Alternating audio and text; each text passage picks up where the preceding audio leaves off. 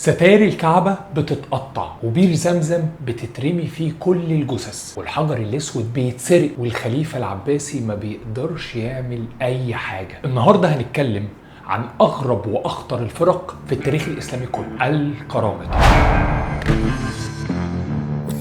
الحكاية هتبتدي دلوقتي.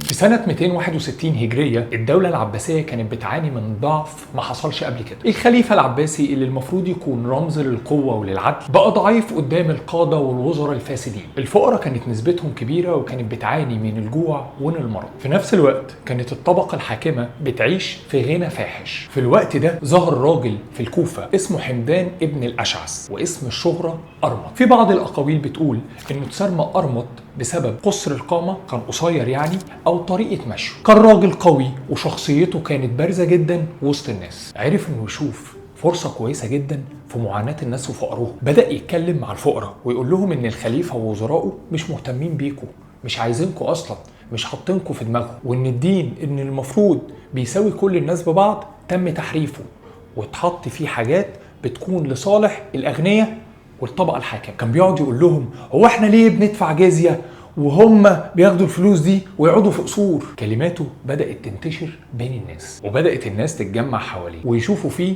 الشخص اللي هيخلصهم من كل ده. أرمط كان متأثر بالدعوة الإسماعيلية. إيه هي بقى الدعوة الإسماعيلية دي يا محمد يا حسن الأول؟ بص يا سيدي، الدعوة الإسماعيلية هي دعوة دينية سياسية ظهرت جوه المذهب الشيعي بعد وفاة الإمام جعفر الصادق. ركز بقى أيها المشاهد الجميل، الشيعة كلهم متفقين إن الوصية بتتنقل من الإمام للإمام، لكن بعد وفاة جعفر الصادق حصل خلاف. مجموعة قالت إن موسى القاظم ابنه الأصغر هو اللي هيبقى الإمام، ودولت اللي بعد كده اتسموا بالإثنى عشرية. والمجموعة التانية قالت إنه لأ، إحنا هنمشي مع الإمام إسماعيل ابن جعفر اللي هو الابن الكبير، أو حتى أولاده من بعده، لأنه يقال إنه اختفى قبل ما أبوه يموت، وعشان كده اتسموا على اسمه الإسماعيلية. أرمط بقى كان متأثر بالدعوة الإسماعيلية دي زي ما شرح. أعلن إن الممتلكات لازم تكون مشتركة ما بين الجميع، وأمر أتباعه إن كل واحد فيهم يدفع خمس فلوسه عشان يمولوا الحركة دي. بس كان خطابه بسيط بس مؤثر قوي. كان بيقعد يقول لأتباعه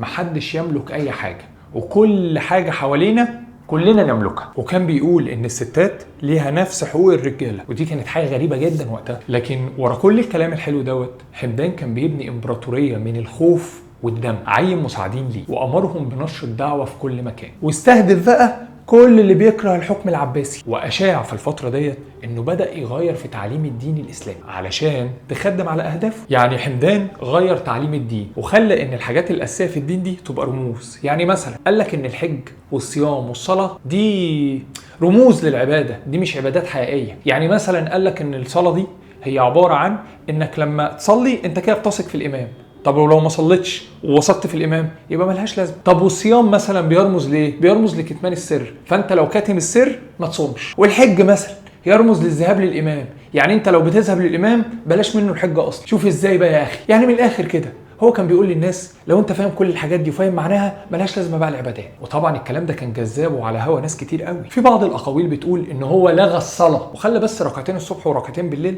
كتر الف خيره، وغير القبله لبيت المقدس، وخلى الصيام كله يوم واحد بس في السنه. فرمى التعليم الديني ابن اللذينه. كان بيقعد يصرخ في اتباعه ويقول ان الدين اللي انتوا تعرفوه ده العباسيين حرفوه كله، واحنا اللي هنصلحه وهنجدده. وكان بيستخدم رموز واشارات سريه محدش يعرفها تاني غير اتباعه بس، علشان يتعرفوا على بعض زي الجمعيات السريه مثلا. وهنا بدات حركه القرامطه تاخد شكل اكبر. بعد ما الحركه بدات تنتشر اكتر واكتر على يد ارمط بدات الشكوك تحوم حواليه، والدوله العباسيه بدات تلحقه. تحس كده انه في حد عمل لوزاره الداخليه منشن. من ضمن الاماكن اللي بدا ينتشر فيها حركه القرامطه البحرين، لان جزء كبير منها كان على خلاف مع الدوله العباسيه بسبب الضرايب والفقر والمرض وحاجات تانية كتير. سنة 899 ميلادية حصل خلاف ما بينه وما بين قيادات الدعوة الإسماعيلية في سوريا، وفجأة اتقطعت أخبار أرمط بعد الخلاف. ودي واحدة من الألغاز التاريخية. المصادر بتقول زي الطبري والمقريزي وابن الأثير ما تحددش مصيره بدقة، بس فيه تقريبا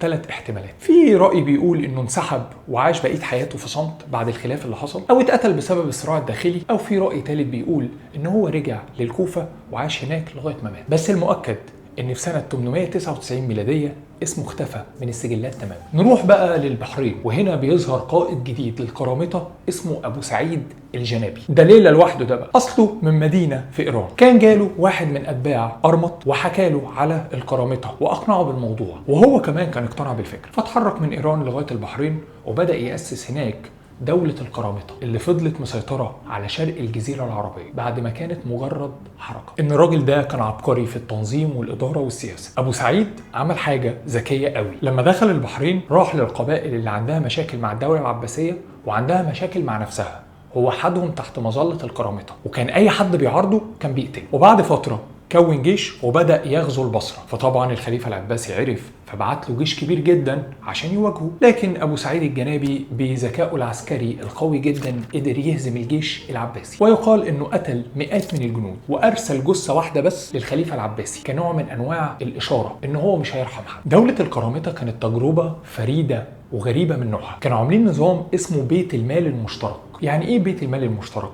يعني كل واحد في المكان ده بيشتغل، ولما بيقبض بيحط الفلوس دي في بيت المال المشترك، وبعد كده بيتم توزيع الفلوس على حسب احتياج الناس ليها. ما كانش فيه ضرايب، ما كانش فيه ملكية خاصة، وتعليم مجاني للكل. ده غير ان هم كانوا محاربين اقوياء جدا، عندهم جيش منظم، اسطول بحري قوي، وحصون محصنة. كانوا بيهجموا على قوافل الحجاج، وكمان كانوا بيسيطروا على طرق التجارة، وكانوا بيجمعوا اموال كتيرة قوي من سيطرتهم على الخليج زي اللؤلؤ والبخور والتوابل وغيرها من التجارات. وفي سنة 913 ميلاديا اتقتل أبو سعيد الجنابي. ما هو أكيد مش هتخلص حلوة يعني. في بعض المصادر بتقول إن هو اتقتل على إيد عبد كان في القصر بتاعه، والعبد ده كان بيرجع لعيلة، العيلة دي أبو سعيد كان قتل فيها حد، بمعنى أصح كده العبد كان ليه طار وخلصه. وفي بعض المصادر بتقول ان هو اتقتل غدر من احد اتباعه داخل القصر بتاعه. بعد مقتل الجنابي استلم ابنه ابو طاهر الحكم، وكان شاب صغير لكن كان داهية. بدأ حكمه بهجمات عنيفة على العباسيين ما سماش عليهم. وفي سنة 311 هجرية حاصر البصرة في العراق بجيش قوامه 2700 مقاتل، وهو في طريقه للبصرة اي حد كان بيشوفه في طريقه كان بيقتله. وما كفوش ده كله، لا ده كمان بدأ يستهدف قوافل الحجاج وطرق الحج اللي جايه من العراق لمكة والعكس، واستولى على أموال تقدر بمليون دينار في الوقت ده، وده كان رقم كبير جدا. وكرس ذهبي مرصع بالأحجار الكريمة كان يطلق عليه اسم الشمسية، ودي حاجة كان بيحطها الخليفة العباسي على الكعبة في موسم الحج. في سنة بقى 930 والحجاج بيأدوا مناسك الحج، ظهر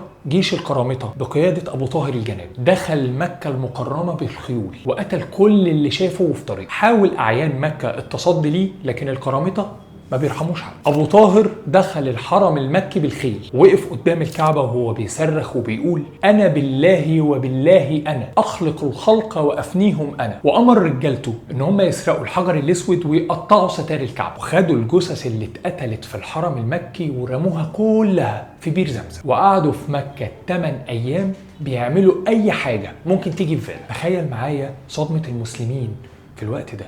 الحجر الأسود رمز من رموز الإسلام اتسرق. طب ليه ابو طاهر عمل كده؟ غير انه جاحد كان عايز يثبت للمسلمين ان الخليفه العباسي ما يقدرش يحمي بيت ربنا. وفي بعض الاقاويل بتقول ان ابو طاهر كان بيقول ان الحج ده بدعه، وفي بعض الاقاويل الثالثه بتقول ان هو كان عايز يخلي الكعبه عنده في البحرين والناس تيجي تحج عنده مش في مكه، وان الحجر الاسود مجرد يعني حجر عادي. وده خلى القرامطه يبقوا اعداء لكل المسلمين مش بس العباسيين. الخليفه العباسي المقتدر بالله بيعلن الجهاد ضد القرامطه، وحشد الجيوش من كل انحاء الدوله العباسيه. ايها المشاهد الجميل، طبعا انت هتقول لي ان الخليفه العباسي كده ايه بهدله، بس في الحقيقه القرامطه برضه فازوا، والحجر الاسود فضل 20 سنه عندهم. يا ريت المقتدر بالله ما كان داخل الخناقه دي اصلا. في بعض الاقاويل الضعيفه الحقيقه بتقول انه الحج في الفتره دي توقف تماما عشان الناس كانت خايفه من هجمات القرامطه. وبعد فتره من الرعب عاشتها الدوله العباسيه في وجود دوله القرامطه، الحته بقى اللي انت عايز تسمعها ايه ها، بدات دوله القرامطه في السقوط. مات ابو طاهر الجنابي بسبب مرض الجدري، بدات الصراعات الداخليه بين اولاده واحفاده، وطبعا تاثير اللي حصل في مجزره مكه خلاه يفقد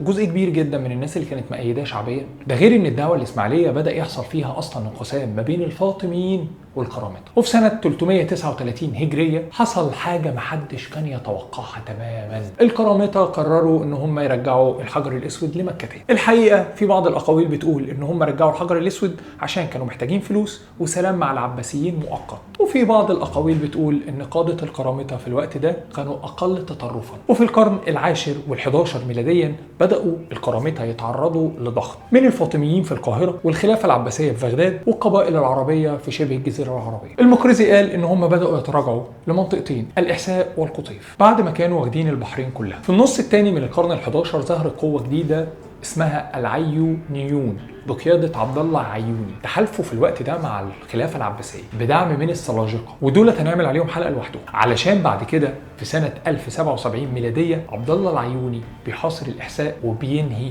دولة الكرامطة. وبكده تكون انتهت الحلقة بتاعتنا. ما تنسوش تعملوا لايك وشير وسبسكرايب لو انتوا على اليوتيوب، وقولوا لي في الكومنتات ايه الأحداث التاريخية التانية اللي عايزين نتكلم عنها. وسلام أيها المشاهد الجميل.